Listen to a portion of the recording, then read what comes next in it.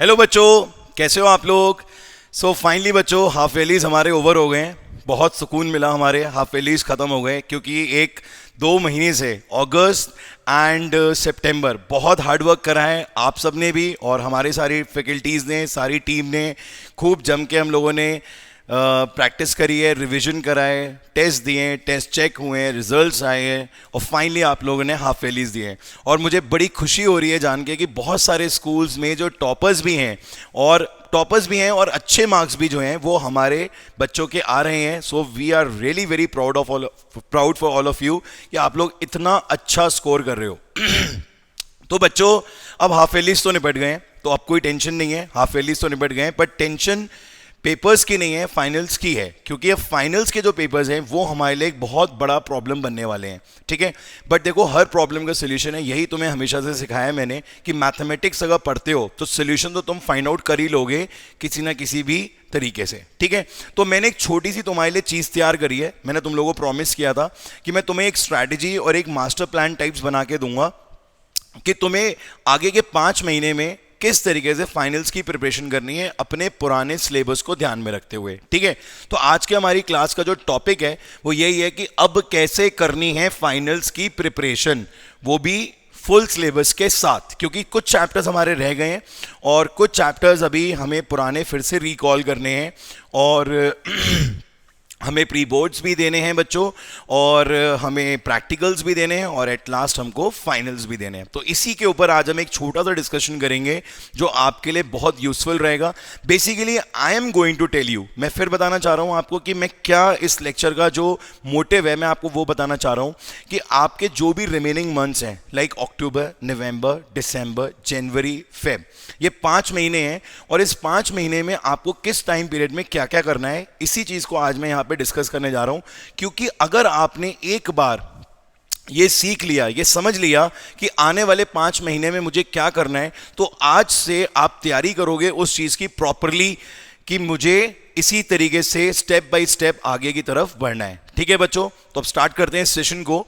तो ये तो आपने देख ही लिया। इसमें बच्चों सबसे पहली चीज जो हमारे सामने आ रही है, जो हम सबको पता होनी चाहिए कि हमारा जो सिलेबस है वो बचा कितना है। राइट बच्चों, देखो पुराने चैप्टर्स तो हम लोगों ने रियल नंबर हो गया, पॉलिनोमियल हो गया, लीनियर हो गया, क्वाड्रेटिक हो गया, एपी हो गया, ट्रायंगल्स हो गया, ठीक है, कोऑर्डिनेट ज्योमेट्री हो गया, ट्रिग्नोमेट्री हो गया, ये सारा हमने अच्छे से कर लिया है। ठीक है, बस हमें क्या चाहिए होगा, इसका एक क्विक रिविजन चाहिए होगा, और बाकी हम उनको टाइम टू टाइम रिवाइज करते रहेंगे, तो वो भी हमारे लूप में रहेंगे। हम उन चैप्टर्स को टेस्ट में इन्वॉल्व करते रहेंगे, मतलब हम इन्हें छोड़ने नहीं वाले हैं। ऐसा नहीं है कि हाफ ईयरली हो गए तो अब हम इन्हें सीधा 3 महीने बाद पिक करेंगे, ऐसा कुछ नहीं होगा। हम इन्हें रेगुलर बेसिस पे अपने टच में रखने वाले हैं। ठीक है बच्चों, तो अभी जो रिमेनिंग चैप्टर्स है जरा उसके बारे में हम बात करते हैं। तो बच्चों, अपना पहला चैप्टर जो है इसका नाम है हाइट्स एंड डिस्टेंसेस। ये चैप्टर आज हम लोगों ने स्टार्ट भी कर दिया है, और इस चैप्टर के हमने कुछ वार्म अप क्वेश्चंस आज करे हैं, और बहुत अच्छी तरीके से स्मूथली ये चैप्टर चल रहा है हमारा, क्योंकि this is totally related to trigonometry. ठीक है बच्चों, तो ट्रिग्नोमेट्री का जो रेशियोज और स्टैंडर्ड एंगल वाला पार्ट था बच्चों, वो हमें यहाँ पर बहुत हेल्प करेगा, रेशियोज और स्टैंडर्ड एंगल वाला पार्ट। ठीक है बच्चों, तो एक चैप्टर हमारा रह गया यहाँ पे हाइट्स एंड डिस्टेंसेस। ठीक है, चैप्टर बहुत कंफर्टेबल है, बहुत स्कोरिंग है। लॉन्ग क्वेश्चंस में इसका आपको जरूर मिलता है सेक्शन डी में, एक आध क्वेश्चन छोटे में आ सकता है, पर ये चैप्टर मोस्टली जो है वो लॉन्ग्स में ही पूछा जाता है। ठीक है, तो आप मान के चलो कि इसका 7 नंबर का लगभग वेटेज है, तो जो भी इसका लॉन्ग क्वेश्चन आएगा वो आपको पूरा बढ़िया तरीके से सॉल्व करना है। ठीक है, इस चैप्टर को भी बच्चों हम आर डी शर्मा से करेंगे, और बहुत सारे क्वेश्चंस करेंगे, लगभग 50 अराउंड क्वेश्चंस हम करेंगे, और इसकी यूट्यूब पे वीडियो भी अवेलेबल है। इसके 3 पार्ट्स में ये चैप्टर पूरा रिकॉर्डेड है हमारा। तो जिन स्टूडेंट्स को क्यूरियोसिटी है इस वीडियोस को देखने की और इस चैप्टर को जल्द से जल्द कंप्लीट करने की, तो वो इसको जल्दी से जल्दी वीडियोस देख ले, और अगर उन्हें कोई डाउट आता है, कोई क्वेरी आता है, तो वो मेरे से आराम से डिस्कस कर सकते हैं without any problem, without any hesitation. WhatsApp कर सकते हैं, कॉल पे डिस्कस कर सकते हैं, या फिर जूम क्लास के थ्रू भी मेरे से डिस्कस कर सकते हैं। ठीक है बच्चों, थोड़ा गले में प्रॉब्लम हो रही है।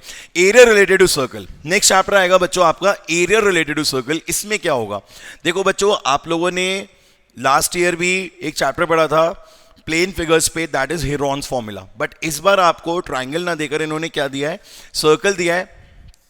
सर्कल में बहुत सारी चीजें डिलीट हो गई हैं। मोस्टली हमें यहां पर पढ़ना है सेगमेंट और सेक्टर। क्या पढ़ना है बच्चों, सेगमेंट और सेक्टर। तो जो हमारा मेन टॉपिक बचा है दैट इज ओनली सेगमेंट और सेक्टर। ये फॉर्मूला बेस्ड टॉपिक्स हैं, तो हम इसको आराम से कंप्लीट कर लेंगे। छोटा सा चैप्टर है और बहुत जल्दी ये कंप्लीट हो जाएगा, ठीक है। इसके बाद आता है बच्चों हमारा टेंजेंट्स। अभी मैं आपको पहले ये बता रहा हूं कि किस चैप्टर में क्या है और कितना समय लगने वाला है, ठीक है। तो ये छोटा चैप्टर, इसमें समय कम लगेगा। ये थोड़ा बड़ा है बट इसको भी हम कवर अप कर लेंगे टाइमली। नेक्स्ट आता है बच्चों टेंजेंट्स टू अ सर्कल, ठीक है। ये भी एक चैप्टर सर्कल से रिलेटेड है बट ये ज्योमेट्री का पार्ट है, ठीक है बच्चों। ये जो चैप्टर है ना ये ज्योमेट्री का है। ज्योमेट्री आप समझते हो ना, ज्योमेट्री जो आपने 9th में बहुत सारा सर्कल्स पढ़ा था, सिर्फ थोड़ा सा पार्ट रह गया था इसका, वही इन्होंने 10th में डाल दिया है। एक कॉन्सेप्ट है दैट इज टेंजेंट्स। जैसे अगर ये सर्कल जा रहा है तो उसको टच करते हुए जो लाइन जा रही है इसको हम क्या बोलते हैं, टेंजेंट। तो इससे रिलेटेड है, पर ये चैप्टर भी बहुत छोटा सा है, इसमें बहुत ज़्यादा चीज़ें नहीं हैं। तो उम्मीद ये करते हैं कि ये चैप्टर भी हम जल्दी ही खत्म कर लेंगे, ओके। अब इसके बाद एक भारी भरकम चैप्टर जो है हमारे साथ आने वाला है बीच में, that is surface area and volume. इस चैप्टर में क्या है भाई, देखो नाम तो तुमने ऐसा नहीं है पहली बार सुना है, नाम तो तुम पहले से जानते हो, सरफेस एरिया एंड वॉल्यूम। होता क्या है इस चैप्टर में, ये भी तुम्हें मालूम है कि बहुत सारे सॉलिड फिगर्स होते हैं। क्यूब हो गया, क्यूबॉइड हो गया, कोन हो गया, सिलेंडर हो गया, स्फीयर हो गया। ये सारे के सारे फिगर्स हमें यहां पर अलग अलग तरीके से आएंगे। मतलब दो चीजों पे फोकस किया जाएगा। एक किया जाएगा बच्चों कॉम्बिनेशन पे। किस पे किया जाएगा बच्चों, कॉम्बिनेशन। कॉम्बिनेशन का मतलब ये हुआ कि जैसे ये कोन है और यहां पर नीचे क्या आ गया, एक सिलेंडर। तो कोन और सिलेंडर जो आ गया बच्चों, तो ये कॉम्बिनेशन हो गया, ठीक है। और दूसरा क्या है बच्चों, कन्वर्जन। दूसरा क्या है बच्चों, कन्वर्जन। कन्वर्जन में क्या होगा कि जैसे एक स्फीयर है और उस स्फीयर को हमने कन्वर्ट कर दिया है किसमें, एक कोन में। किसमें कन्वर्ट कर दिया बच्चों हमने, एक इन्वर्टेड कोन में। तो यहां पर क्या होता है, कन्वर्जन ऑफ सॉलिड, एक फॉर्म से दूसरी फॉर्म में कन्वर्ट होना, ठीक है। चैप्टर कोई टफ नहीं है बट कैलकुलेशन बहुत सारी है। प्योरली फॉर्मूला बेस्ड चैप्टर है। जिसके फॉर्मूलाज याद होंगे वो इस चैप्टर को बहुत अच्छे से कर पाएगा, और जिसको फॉर्मूलाज याद करने में प्रॉब्लम है उसको दिक्कत आने वाली है। तो फॉर्मूला और कैलकुलेशन एक्सक्यूज मी, फॉर्मूला और कैलकुलेशन ही हमारी यहां पर एक जो है वो ध्यान देने वाली चीज है इस चैप्टर में। बाकी सब कुछ ओके है, ओके। इसके बाद एक बहुत कंफर्टेबल सा चैप्टर है, इसका नाम है स्टैट। 3 चीजें पढ़नी है इस साल इसमें, एक मीन, एक मीडियन और एक मोड। बस ये 3 चीजें पढ़ते ही चैप्टर हो गया आपका कंप्लीट, और वो भी टोटली फॉर्मूला बेस्ड है, ठीक है। तो अभी देखो ना एक बात बढ़िया सी, कि ये जो टर्म है पूरा का पूरा बचा हुआ, ये कंप्लीटली मैंने देखा कि फॉर्मूला बेस्ड ही है। मतलब इसमें सारी चीजें फॉर्मूला वाली आ रही हैं। जैसे अगर मैं बात करूं एरिया रिलेटेड सर्कल की, formula based, surface area and volume formula based, statistic formula based. तो ये जितनी भी चीजें बेटा, ये सारी की सारी जो हैं वो क्या है बच्चों, फॉर्मूला बेस्ड है। तो इन सारे चीज़ों में हमें फॉर्मूलाज अच्छे से याद होने चाहिए। फॉर्मूला याद करना कोई मुश्किल काम नहीं है भाई। फॉर्मूला याद करने के लिए तुम क्या करो, बहुत छोटी सी चीज़ है। तुम जहां उठते बैठते हो मोस्ट ऑफ द टाइम, तुम्हारा बेड हो, तुम्हारी टेबल हो, तुम्हारा कोई भी सिटिंग एरिया हो, तुम उन सब जगह पर उन फॉर्मूलाज को यार लिख के रख लो। जब नज़र बार बार पड़ेगी तो ऑटोमेटिकली तुम्हें याद हो जाएगा। और इससे बढ़िया चीज़ क्या कर सकते हो, अपने मोबाइल पे स्क्रीन सेवर लगा लो। मैं तुम्हें बता रहा हूं, आधुनिक तकनीकें यूज करो चीजों को याद करने की। अगर तुम अपने मोबाइल पे इसका वो लगा लोगे ना स्क्रीन, तो तुम्हें 4 दिन के अंदर क्या 4 घंटे में याद हो जाएगा, कि तुम अपने मोबाइल को ही सबसे ज्यादा देखते हो, ठीक है बच्चों। तो अगर किसी भी चीज को आज के टाइम पे कोई भी चीज याद करनी हो ना, तो उसको सबसे पहले अपने मोबाइल से कनेक्ट कर लो। ये एक आधुनिक तकनीक है किसी भी चीज को याद करने की। जैसे मैंने तुम्हें डिजिट्स के केस में भी एक बार बताया था कि कभी भी तुम्हें कोई डिजिट्स याद करनी है, ठीक है। जैसे सपोज करो कोई एक फॉर्मूला है, कोई एक कोड है, तो तुम उसे अपने मोबाइल का पासवर्ड बना लो।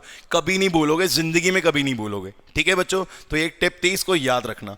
इसके बाद एक सबसे इजी चैप्टर होता है बच्चों प्रोबेबिलिटी। तुमने तो 9th में पढ़ा हुआ है प्रोबेबिलिटी, तो तुम्हें कोई दिक्कत आने नहीं वाली है। वैसे बच्चों मैं तुम्हें एक बात ये भी बताना चाहूंगा कि यहाँ पर बहुत सारे चैप्टर्स हमने करा भी रखे हैं just because of half yearly exams. कुछ स्कूल्स में सिलेबस थोड़ा उल्टा पुल्टा चलता है, they don't follow the book properly, उनका मन जो चाहता है वो पढ़ा देते हैं, पता नहीं उन्हें कौन सिखाता है ये, पर एक बुक का ऑर्डर फॉलो करना बहुत ज़रूरी चीज़ होती है जो हमारे टीचर्स स्कूल के नहीं मानते हैं।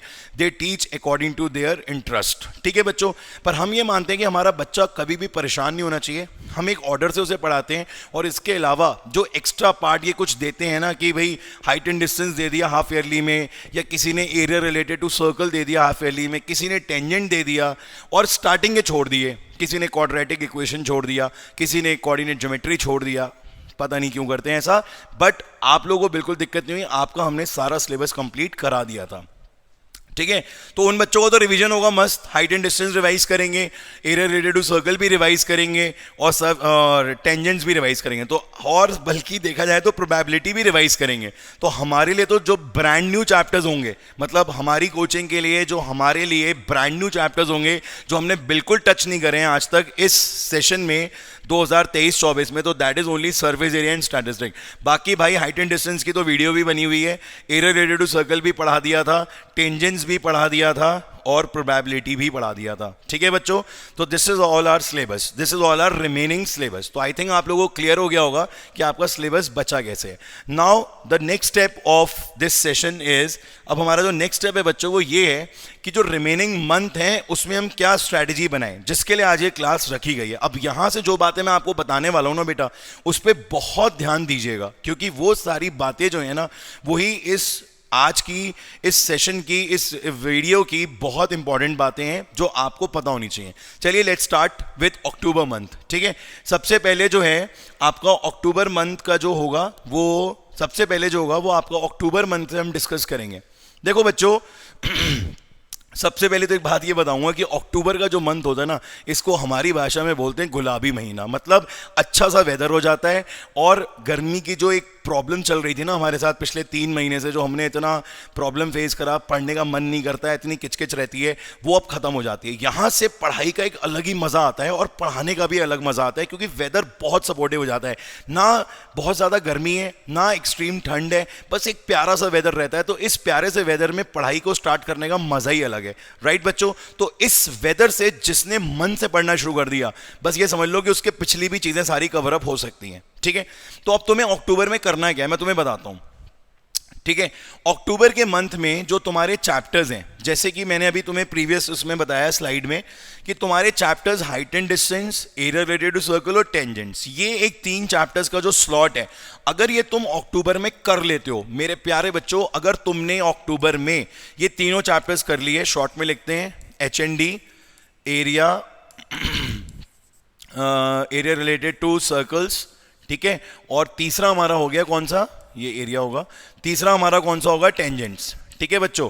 तो ये तीनों चैप्टर अगर तुमने अक्टूबर में कर लिए, क्योंकि ये बहुत आसानी से अक्टूबर मंथ में किए जा सकते हैं, ठीक है, तो तुम ये समझ लो कि तुम्हारा 50% सिलेबस जो है वो अक्टूबर में ही खत्म हो जाएगा। और अक्टूबर मंथ में पढ़ने के साथ साथ हम एक चीज़ और डिस्कस करेंगे, वेदर कंडीशंस, जो मैंने आपको बताया कि इस समय वेदर कंडीशंस बहुत सपोर्टिव हैं, आप जो पढ़ना चाहोगे आप दिल लगा के पढ़ सकते हो। सिर्फ इस मंथ में एक चीज़ आएगी बच्चों, वो है हमारा फेस्टिवल दशहरे का, ठीक है। बहुत अच्छा फेस्टिवल है, बड़ा मज़ा आता है इस फेस्टिवल में, बट ज़्यादा ऐसा नहीं है कि ये बहुत बड़ा फेस्टिवल है जिसमें हमारे 4-5 दिन खराब हो रहे हैं। तो 1-2 दिन बीच में हम रिलैक्स ले सकते हैं पूजा पाठ करके और घूम फिर के, कोई दिक्कत नहीं है, but most of the time हम इस मंथ में पढ़ सकते हैं, राइट बच्चों। अब ये तो बात रही बच्चों फ्रेश चैप्टर्स की, ये सारे के सारे कौन से हो गए हमारे, ये हो गए हमारे सारे फ्रेश चैप्टर्स, ठीक है। अब फ्रेश चैप्टर के साथ मैंने एक स्ट्रैटेजी ये बनाई है बच्चों कि हम लगभग 3 चैप्टर पुराने भी कवर करेंगे। मतलब ये कि 3 नए और 3 पुराने, तो 3 नए और 3 पुराने को कवर करने से बेनिफिट ये मिलेगा कि मेरे 1 महीने में 6 चैप्टर हो जाएंगे। यार देखो 3 नए करने हैं तुम्हें, वो तुम अपनी मेन क्लास में पढ़ो, और जो तुम्हारी एक्स्ट्रा क्लास चलती है, और अगर नहीं भी चलती है, तुम सेल्फ स्टडी करते हो, तो वो 1 घंटा अलग से निकालो तुम फॉर प्रीवियस चैप्टर।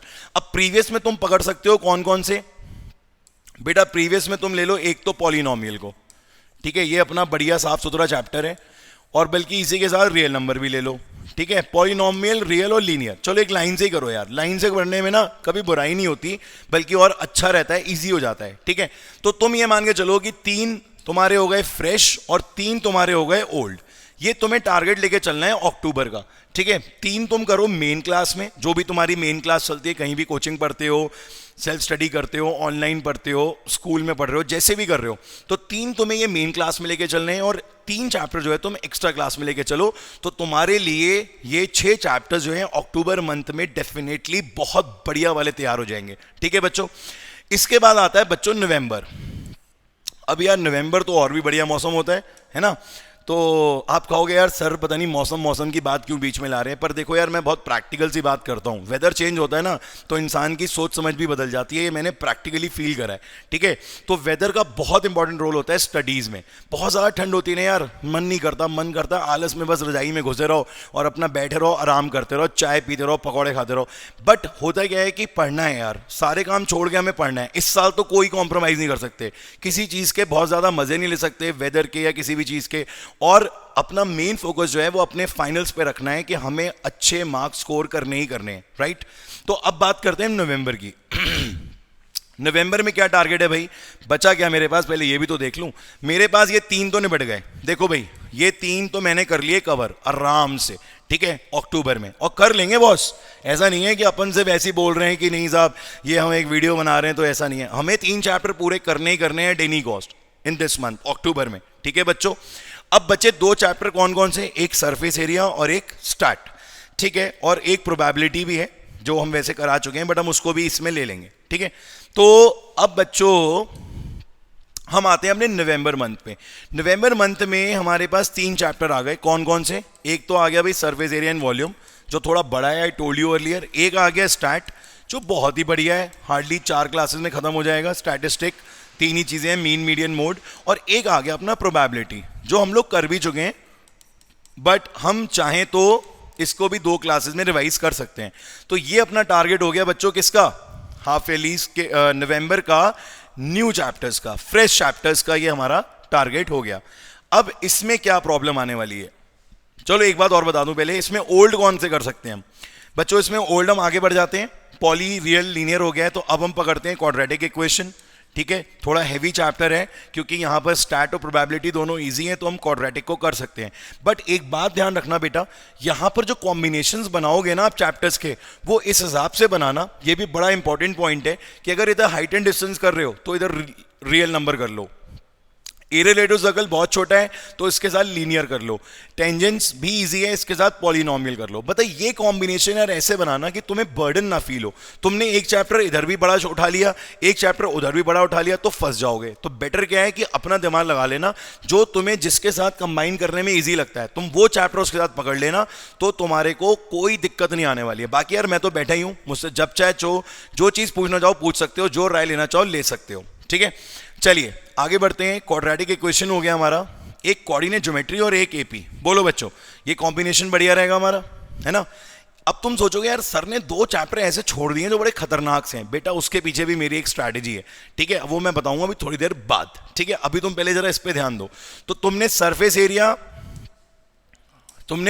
एरिया और क्या नाम है इसका बनाया कॉम्बिनेशन, सरफेस एरिया बना लो और क्या बना लो साथ में, कोऑर्डिनेट ज्योमेट्री बना लो, इजी गोइंग है, ठीक है।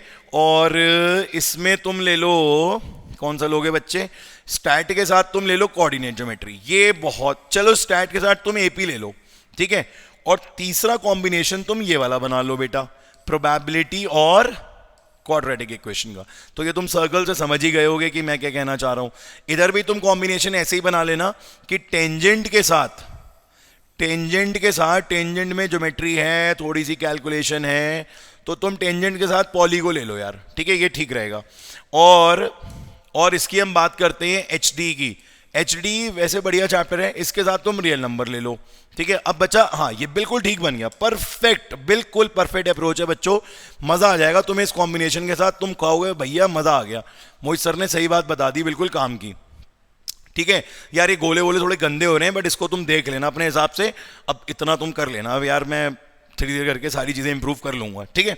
तो ये अपना इतना पोर्शन निपट गया। अब मैं यहाँ पे एक बात करना चाह रहा था यार, बड़ी इंपॉर्टेंट, फिर तुम कहोगे यार ये पढ़ाई के अलावा बातें शुरू कर देते हैं इधर उधर की, बट ज़रूरी है यार, सब चीज़ें देख के चलना पड़ता है भैया। नवंबर में ना ये मान के चलो कि 7 डेज तो तुम्हारे गए।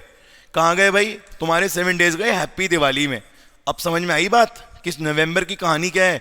इस बार नवंबर में पड़ गई तुम्हारी दिवाली। और दिवाली तो यार एक ऐसा त्योहार है ना, तुम जानते ही हो कि 7 दिन तो लगने ही लगने हैं, 7 दिन से कम भी नहीं छूटते। क्यों भैया? स्टार्टिंग हो जाती है वो आपकी धनतेरस, छोटी दिवाली, बड़ी दिवाली, फिर पड़वा, फिर भैया दूज, फिर 2 दिन का मतलब मन नहीं करता पढ़ने का, फिर बीच में एक सैटरडे संडे, 7 दिन कहीं नहीं गए। एक्सेप्ट कर लो इस बात को कि 7 दिन पढ़ाई नहीं हो पाती है, ठीक है?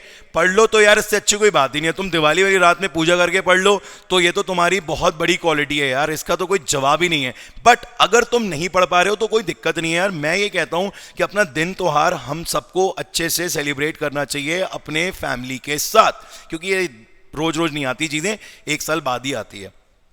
आगे पीछे पढ़ाई ज्यादा कर लो ना, वही सिखाना चाह रहा हूं कि जो बाकी के बचे हुए लगभग 22-23 दिन है, उसमें आपको इसको टारगेट करना है और थोड़ा सा स्पीड टारगेट देना है, मतलब नॉस लगानी है आपको कि ये चीज हमारी 100% कंप्लीट हो जाए along with these Diwali festivals.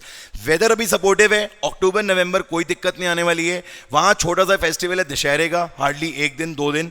यहां 7 दिन का एक बड़ा फेस्टिवल है हैप्पी दिवाली वाला, तो उसमें टाइम ज्यादा लगता है। बट मैंने पहले तुम्हें अवेयर कर दिया है कि नवंबर के पहले दिन से लेकर 30 नवंबर तक अपनी स्ट्रैटेजी ऐसी लेके चलना कि जिसमें तुम्हें बिल्कुल भी प्रॉब्लम ना आए। तुम्हारा सिलेबस टाइम पे खत्म नहीं हुआ तो बॉस तुम गेम नहीं जीत पाओगे, ये बात तो मेरी मान जाना, ठीक है? तुम्हारा सिलेबस टाइम पे करने का ही जो जज्बा होगा ना, तुम्हें फाइनल्स में बढ़िया मार्क्स दिलवाएगा, मार्क माय वर्ड्स। और फाइनल्स तो बहुत दूर है, प्री बोर्ड्स में ही रिजल्ट आने शुरू हो जाएंगे, ठीक है?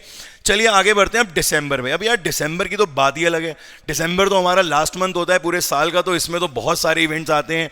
मेरी क्रिसमस होता है और न्यू ईयर भी सेलिब्रेट करना होता है, बट वो सब बाद में बात करेंगे, पहले जरा स्टार्टिंग की बात करते हैं।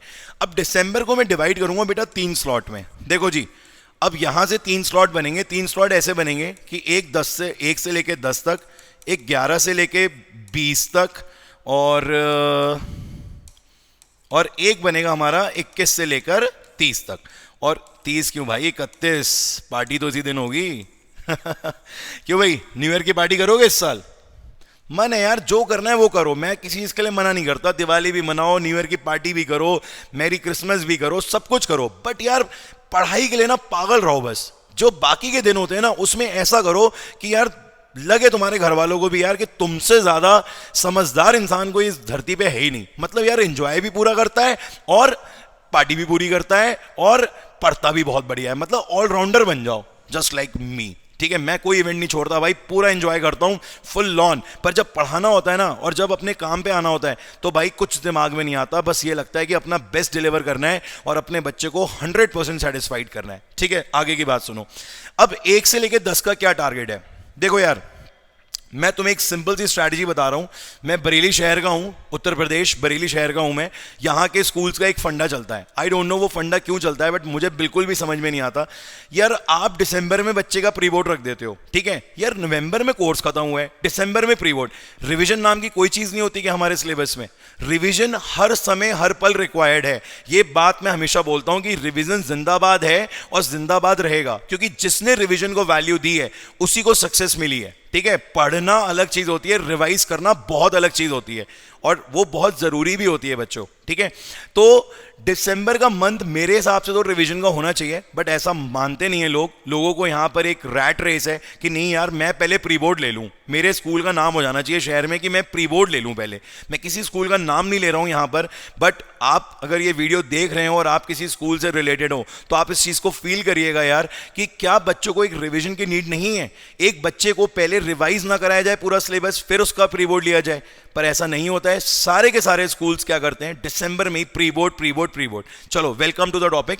अब 1 से लेकर 10 तक का क्या होता है? 1 से लेकर 10 तक हो जाता है छोटा मोटा रिवीजन, ठीक है? छोटा मोटा रिवीजन से आई मीन टू से, जो मैंने अभी तुमसे कहा था कि थोड़ी देर बाद बताऊंगा, छोटे मोटे रिवीजन में हम पकड़ते हैं 2 टॉपिक। एक तो हम पकड़ते हैं अपना ट्राइंगल, ठीक है? अब आप कहोगे सर ट्राइंगल को आपने बाद में क्यों रखा? भाई मैं बहुत चालाक आदमी हूं, क्यों? क्योंकि मैं खतरनाक चीज को हमेशा एंड में करता हूं। अगर मैं तुम्हें ट्रायंगल ऊपर कहीं लगा देता ना, तो तुम भाई यहां आते आते फिर मुझसे कहते भाई ट्रायंगल पढ़ाओ, हम भूल गए। तो मैं हूं बहुत खतरनाक, मैं हूं बहुत चालाक। क्यों? क्योंकि मैं क्या करता हूं, ट्रायंगल हमेशा लास्ट मोमेंट पे कराता हूं। कि आपने देखा भी हाफ ईयरली से बिल्कुल थोड़ा सा पहले मैंने ट्रायंगल्स कराया। मैंने अप्रैल मई जून जुलाई में नहीं कराया, मैंने अगस्त में कराया। स्ट्रैटेजी थी मेरी, जिससे कि तुम्हें बिल्कुल माइंड में रहे और तुम उसको हिट करो। और बढ़िया बात यह थी कि ट्रायंगल्स का टफ से टफ क्वेश्चन भी हमारा बच्चा अटेम्प्ट करके आया है। ओके, तो रिवीजन में ट्रायंगल रखेंगे हम 1 से लेकर 10 वाले स्लॉट में, और इसके साथ कुछ अगर छोटा मोटा बचा भी है। वैसे क्या बचा हमारा पॉली, रियल, लीनियर, क्वाड्रेटिक, हाँ रेशियो, टिग्नोमेट्रिक रेशियोज बचा है। यार ये सिंपल है, इसका रिवीजन तो आप चलते फिरते कभी भी कर लो, ठीक है ना। तो इसमें तो कोई दिक्कत ज्यादा आनी नहीं है। तो ये हम 1 से लेकर 10 तक का अपना स्लॉट रखेंगे, और पीछे हमारा पूरा नया और पुराना सिलेबस तो हो ही रहा है। अब 11 से लेकर 20 की क्या कहानी है गौर? देखो 11 से लेकर 20 की कहानी ये है कि यहां से शुरू हो जाता है हमारा प्री बोर्ड का फॉर्मेलिटी सेशन, जिसका कोई यूज नहीं होता। ठीक है, क्या लिख रहा हूं मैं, प्री बोर्ड। यहां से शुरू हो जाता है हमारा प्री बोर्ड, ठीक है जी। लोगों को लगता है कि यहां पे बच्चा प्री बोर्ड दे देगा तो उसके नंबर बड़े अच्छे आ जाएंगे, बट मेरे हिसाब से बिल्कुल बेकार चीज है, ये बिल्कुल भी नहीं होनी चाहिए। क्योंकि प्री बोर्ड अगर तुम 11 से 20 में ले रहे हो भाई, तो तुम उसको लगभग 20-25 तक इंगेज रख रहे हो। क्योंकि होता क्या ना यार, सिर्फ प्री बोर्ड नहीं होता, प्री बोर्ड के बाद भी बहुत सारी चीजें होती हैं कि जैसे उसका रिजल्ट आएगा, फिर वो प्रॉपर क्लासेस नहीं हो पाती हैं। फिर हमें क्या दिक्कत आती है यार, being a coaching owner, problem ये आती है कि यार बच्चा प्री बोर्ड के चक्कर में ना प्रॉपर क्लासेस नहीं ले पाता, तो हमारा भी काम जो है बैठ जाता है। हम चाहते हैं दिल से रिवीजन कराना बच्चे को, हम सोचते हैं कि यार बच्चे को रिवाइज कराएं, पुराने चैप्टर्स बच्चे के बार बार रिकॉल कराएं। बच्चा अपने हिंदी के प्री बोर्ड में, इंग्लिश के प्री बोर्ड में, सोशल के प्री बोर्ड में, साइंस के प्री बोर्ड में हो जाता है बिजी, और इसकी वजह से वो कोचिंग आना बंद कर देता है। तो मैं तुम्हें रियलिटी बता रहा हूं, ये 11 से 20 ना तुम्हारे बिल्कुल बेकार जाएंगे। बेकार इन द सेंस, अब प्री बोर्ड दोगे वो तो अच्छी बात है, पूरा सिलेबस आ रहा है, बट जो तुम्हें इस समय रिवीजन की जरूरत थी ना, वो तुम्हें नहीं मिल पाएगी, ठीक है। बट मजबूरी है, you have to follow the rules of your respective school. अब आता है 21 से 30, बॉस साल के आखिरी 10 दिन। अब आप ये मान के चलो कि इसमें तो वाइब ही अलग होती है। इस समय तो बस ऐसा लग रहा होता है कि बस जो ना करा है अभी तक वो सब कर डालो, ठीक है। जैसे क्रिसमस बताया, आपको न्यू ईयर बताया, ये बहुत बड़े बड़े इवेंट्स होते हैं जो हर बंदा चाहता है कि मैं अपने फ्रेंड सर्कल के साथ सबके साथ उठूं बैठूं एंजॉय करूं। कुछ बच्चों के प्री बोर्ड्स अभी चल ही रहे होते हैं, कुछ के क्रिसमस से एक दिन पहले खत्म होते हैं, तो कुछ के एक दिन बाद होते हैं, और 2-1 दिन का तो हम भी गैप दे देते हैं कि भाई 31 और 1 का हम भी गैप दे देते हैं कि बच्चे थोड़ा सा रिलैक्स हो जाएं, अच्छे से अपने प्रोग्राम्स निपटा लें, ठीक है। तो दिसंबर में बहुत ज़्यादा कुछ नहीं कर पा रहे हैं हम लोग। प्रैक्टिकली आप फेस करके देख लेना, सिर्फ 10 दिन पढ़ाई कर पाओगे, 10 दिन से प्री बोर्ड के अपने बाकी सिलेबस, बाकी चैप्टर्स को ही कर पाओगे, बाकी सब्जेक्ट्स, बेसिकली बाकी सब्जेक्ट्स को ही कर पाओगे, इससे ज़्यादा नहीं कर पाओगे।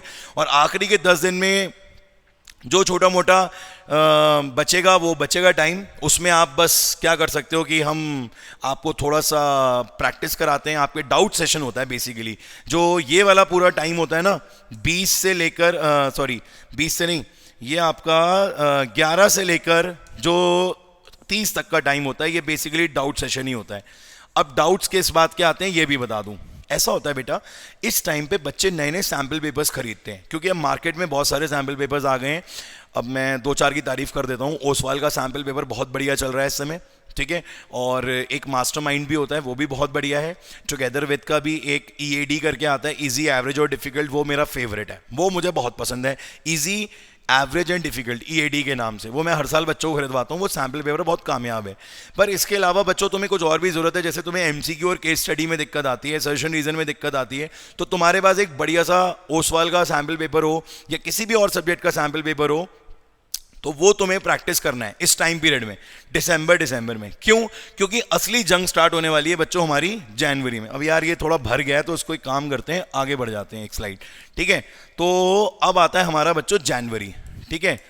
जनवरी में हमें क्या करना है? अब देखो जनवरी की स्ट्रैटेजी बहुत डिफरेंट है। यहाँ से ना बस समझ लो धुक धुक धुक धुक शुरू हो जाती है। क्यों? क्योंकि अब तुम आ जाते हो अपने बोर्ड्स के बहुत करीब। कितना करीब समझ रहे हो तुम?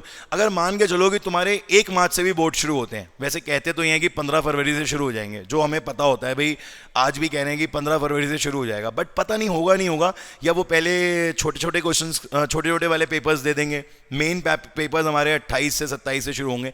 मैं कहता हूँ चलो मोटा मोटा 1 मार्च मान लो तुम, ठीक है, और फरवरी के 28 दिन और जनवरी के 30 दिन, तो टोटल हमारे पास 58 डेज हैं। अब 58 डेज में क्या है भाई?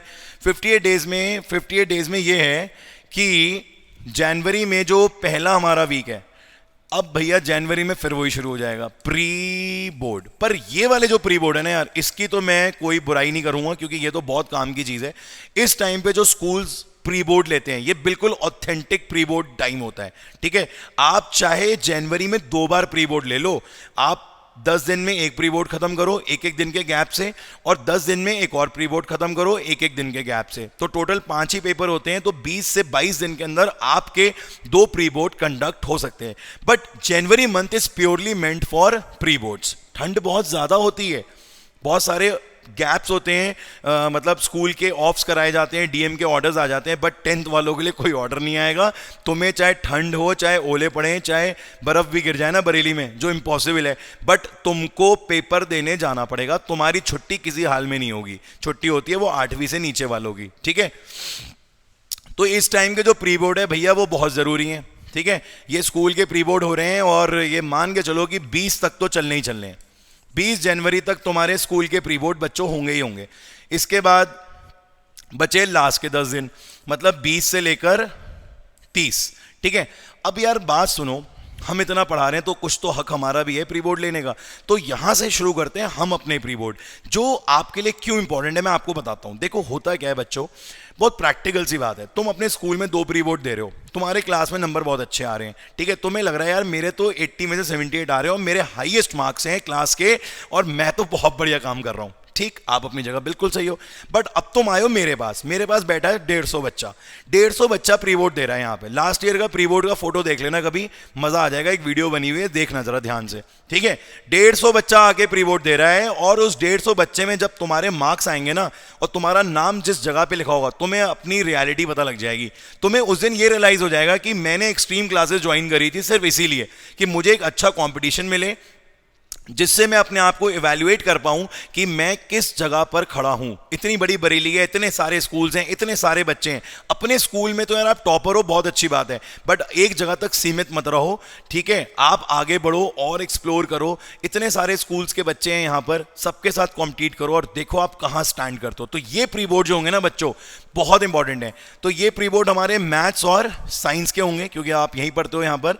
तो हमारी कोशिश ये रहती है कि हम 20 से लेके 30 के बीच में हम आपके 2-2 प्री बोर्ड जो हैं वो करा दें, ठीक है।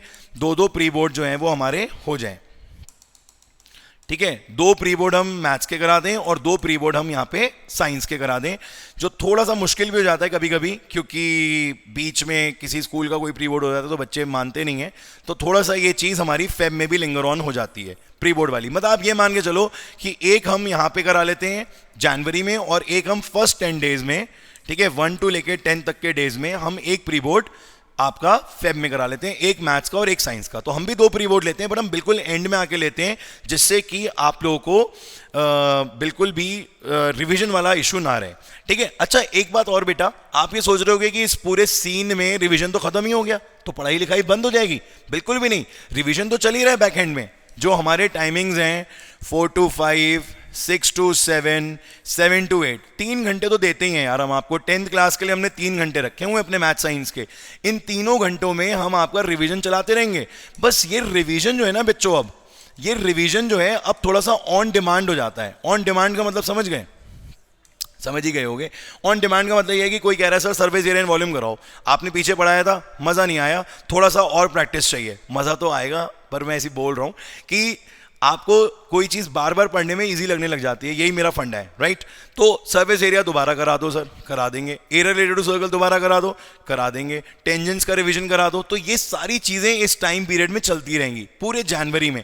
बट फ्लॉ क्या है मैं आपको बताता हूँ, बच्चे सारे नहीं आते हैं, किसी का प्री बोर्ड चल रहा है तो वो नहीं आएगा, तो वहाँ थोड़ी सी प्रॉब्लम्स हमारे सामने आ जाती हैं। But don't worry for that, हम इसको भी कवर अप कर लेंगे। अरे बहुत ज़्यादा टाइम हो गया, फटाफट कवर अप करते हैं। फेब में जो मैंने आपको बताया 1 to 10 तक यही चलता रहेगा हमारा प्री बोर्ड एंड आपका रिवीजन, ठीक है। अब 10 तारीख से लेकर 14 फेब तक तो कुछ इंपॉर्टेंट डेज होते हैं, तो थोड़ा बहुत बच्चा उसमें भी डिस्ट्रैक्ट रहता है, बट कोई फायदा नहीं होगा उससे, ठीक है। इसलिए इस पे जरा सा अवॉइड करना और ध्यान अपने प्रैक्टिकल्स पे देना।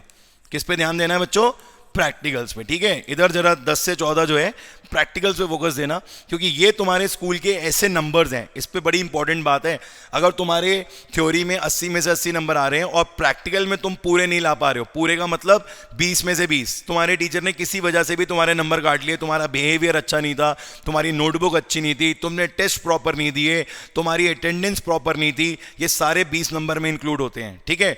तो तुम्हारे उधर 80 आ गए और यहाँ 20 नहीं आए ना, तो भाई बात खराब हो जाएगी, 100 नंबर नहीं छप पाएंगे, 99 ही छपेंगे और बहुत तकलीफ होती है उस टाइम पे। तो इन प्रैक्टिकल को थोड़ा सा सीरियसली ले लेना, ये 10 से लेके 15 तक के बीच में, ठीक है। अब 15 तारीख आ गई हमारी बारात की डेट है।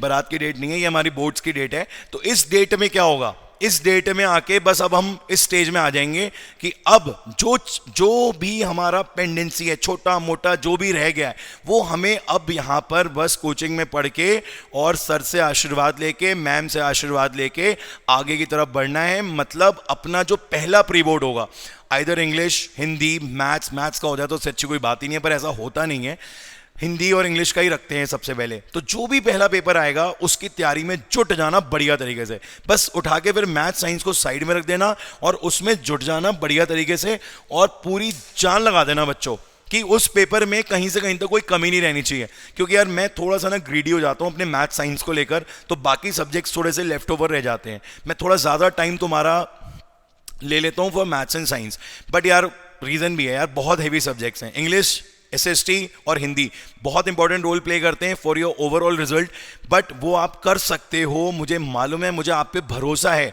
कि आप हिंदी, इंग्लिश और सोशल में कभी भी प्रॉब्लम में नहीं रहोगे। और अगर कोई प्रॉब्लम आती भी है तो उसके लिए भी मैं आपकी हेल्प करूंगा, मेरे पास उसके लिए भी बहुत बेस्ट फैकल्टीज़ हैं, ठीक है।